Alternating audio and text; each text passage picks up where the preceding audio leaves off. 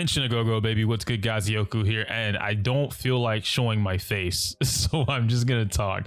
In this video, I'm pretty much gonna be going over what my opinions are about the pity system that was recently revealed for Honkai Star Rail. But more importantly, I'm gonna be telling you guys why the pity system actually is a problem for Honkai Star Rail in particular, and I'll be using Genshin Impact as well as Honkai Impact to use some comparisons here. Right now on the screen, you guys should be able to see that the image or tweet from Marissa Honkai is going to be popping up here, and they're pretty much going to be showing off the fact that 90 pulls guarantee a 5-star character. That's the hard pity. If you're familiar with Genshin Impact, similar, very similar, in fact identical, that 90 pulls guarantees the hard pity for the character.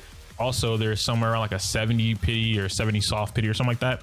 That exists in this game too. We've been discovering that in the beta, and the differences will come into play in just a moment. But for the most part, 90 is too much. I'm just gonna throw that out there. I really don't want to waste time saying anything about it. I feel like 90 is too much. I don't think 90 is too much because I'm super conservative and free to play should be able to spend and get all the characters in the world. No, that's not why I'm saying 90 is too much. I think 90 is too much because this game is very dependent on a team. It's not like Genshin Impact where I could, be given 3-4 star characters or whatever up to X point in time of me playing the game. I can pull a 5-star character after 2 to 3 months of just saving up and playing, and then 1 5-star plus 3 4-stars will carry me throughout my ventures of the game, right? If I build a comp in Genshin, for instance, and I build a freeze comp, let's just say that I went for Ayaka, great. Well, on Ayaka's banner, typically speaking, there would be Rosaria, right? So now I have double cryo going on here. And if I didn't have double cryo, I could probably make it work with Kaya. Wouldn't be the best, but I could still make it work because Ayaka will just hyper carry the team. And then from there, I add a Hydro unit. I might add a Pyro like Bennett, buff my damage, and then you go from there. Whatever the case may be, however you want to build your team, doesn't matter. Point being is that in Genshin Impact, it's much more feasible to do something like that because a player like myself and others, if I know how to not get touched, I just don't get touched. So Ayaka, being my hyper carry, my main DPS, doesn't get touched. Everyone else is there to help trigger reactions and then buff her damage or heal her, shield her, whatever the case may be. In Star Rail, that doesn't exist. It's not that other characters can't help these characters, right?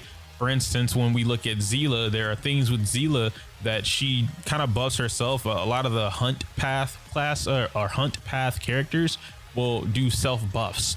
And with Zila in particular, she helps herself by being able to attack again. Like her whole thing is speed so that she can do more damage faster than the opponent and just do it again. And there are other characters who can help debuff the enemy or buff Zila so that she does more damage, that she increases her speed more, or that she applies, whatever the case may be. Star Rail is going to be one of those games where I don't expect people to talk about it now or figure it out now, but it will be a game that is very character/team dependent. Having a lot of characters that are built, this is actually where you will get the reward for that in a game like this. Similar to Honkai, Honkai has the same elements.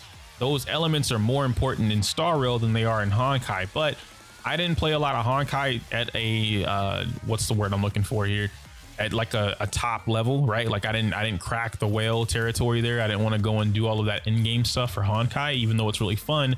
I didn't want to do it. It was scary. Ooh. But in the same breath of that statement, from the people, my friends that have played Honkai, they've all said the same thing. You can't clear certain things with a team that is completely resistant to whatever that is. For simplistic purposes, I'm going to break this down in a very RPG manner. I can't beat up boss floor number 1 with a fire team because boss floor number 1 is fire. So I need to work around that with my team versus boss floor number 1, which is fire. Now you translate that same concept to Star Rail, and even though it doesn't exist in the beta, there's some that exist in the beta, but not a lot. But point being is that it doesn't exist now, so people aren't considering it now. They're not talking about it now. This game is literally built around the same principle of that basic fact in an RPG. We will get to a point very quickly where we're gonna get simulated universe or forgotten halls that are 100% frost resistance, or you can't freeze the enemy. Quantum doesn't work here. Anyone that's a burn or flame unit, it auto taunts them, or it breaks shields immediately. whatever. The game is predicated on using RPG mechanics in order to make your time difficult, make your fight more difficult, right? It is still going to be quote unquote free to play friendly for anybody to be able to pick up and play it, as long as you're smart when it comes to an RPG.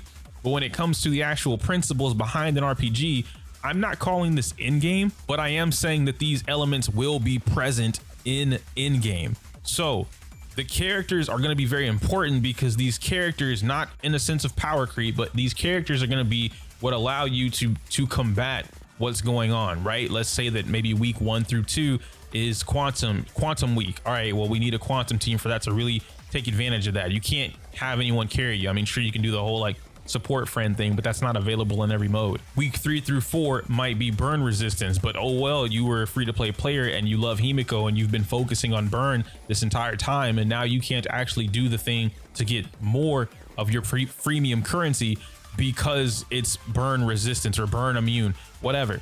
All of that stuff is things that need to be taken into consideration. Hoyoverse hasn't said they won't do that, and they haven't said that they will do that.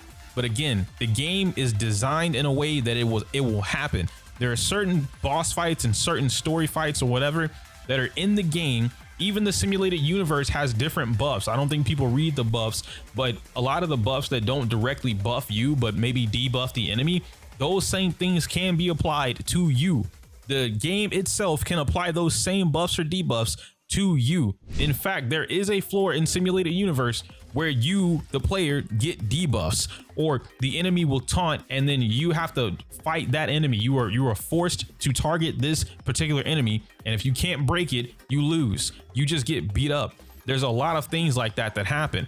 The reason that I think 90 characters, the pull limit, is way too high is that I know that was a really long-winded explanation. I apologize, but I had to get that out so you understood the full context. I didn't want to bullshit about it.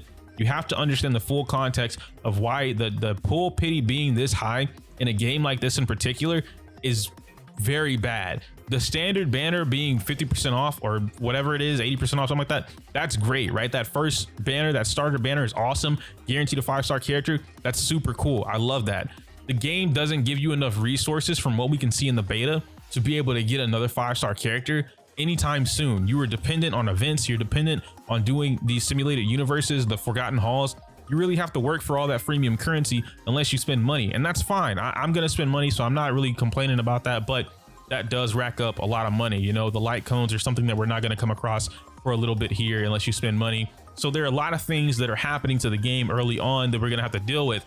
And early on, I don't expect anybody to be in game, right? It's not something that we're gonna reach in a week, because the game just doesn't allow it. Moving past that, I will say, now that I've mentioned light cones or the weapons, weapon banner in this case is better than Genshin because there is no 50-50, or I guess in Genshin's case, it's 25-25 and then guaranteed. But this one is straight up 75% that you get it, 25% that you don't. And then if you don't get it, it's guaranteed the next time you roll that pity, which yes, it is still, you know, quite a long shot. The pity for the light cones are 80, if I'm not mistaken, versus the 90, or it might be 70 versus the 90 for characters. I don't know anymore, but it's still too high. Light cones aren't as important, but they can be important, right? A light cone, especially a 5-star, can circumvent or substitute for you not having this banger character on your team or this banger thing that you need to do on the team, because light cones are very powerful. So with an 80 pull weapon banner and then a 90 pull character banner, and I always say these, like, I use the max because that's what you should expect to hit.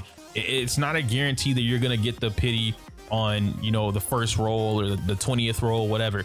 I go in expecting to hit whatever the max is, and if I don't hit the max and I get it way earlier, awesome. That's way more beneficial for me or any other player.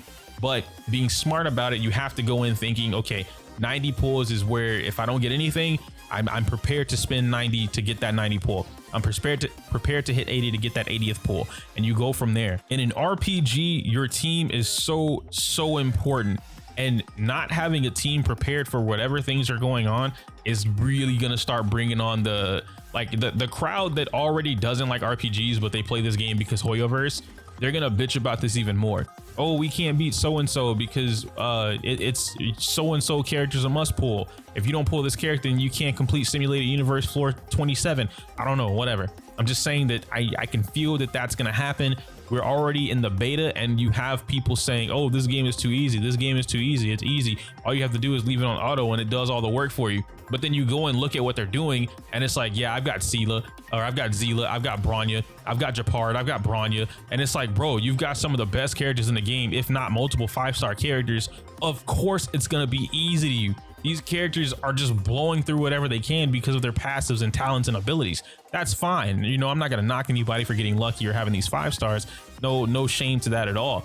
But even if you're playing it through the 4 stars, the story mode as of right now is designed to be beaten with these 4 stars. The main character, Asta or Serval, whoever you want to use, Don Hung, March 7th, especially March 7th. Natasha, you get her towards the end of what we have currently in the story for the beta. You're gonna get her. I think there's one more that I can't think of right now off the top of my head, but all of those characters that you get for free, the story mode is designed so that it works around these characters. If you notice, when you're playing the game, you're playing through the story and they give you a character, right? Like, okay, cool, here you go, free character before you start this next event, or free character for a trial test, right? They give you Himiko, and you notice all of the enemies when Himiko was around, they were all fire weak, right? Their weakness was fire, and there were multiple of them so that Himiko could abuse her talent. She could abuse her passive, and then she could abuse her skill that targets multiple enemies that are adjacent to whatever you're clicking on.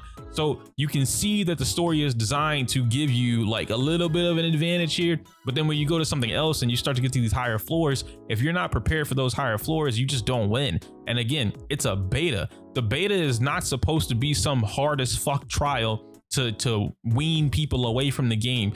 MiHoYo is trying to figure out this really weird, sweet balance in the middle where it's, oh, okay, cool, this is a little challenging, but it's still rewarding because I took my time to beat it, versus, oh, this is piss easy, you just click auto and you do everything on your own.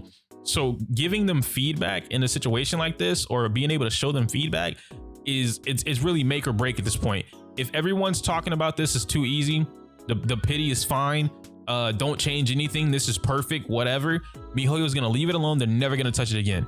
If nothing is said right now during the final beta moments for MiHoYo to at least look at and consider, done deal, it's gonna be a wrap.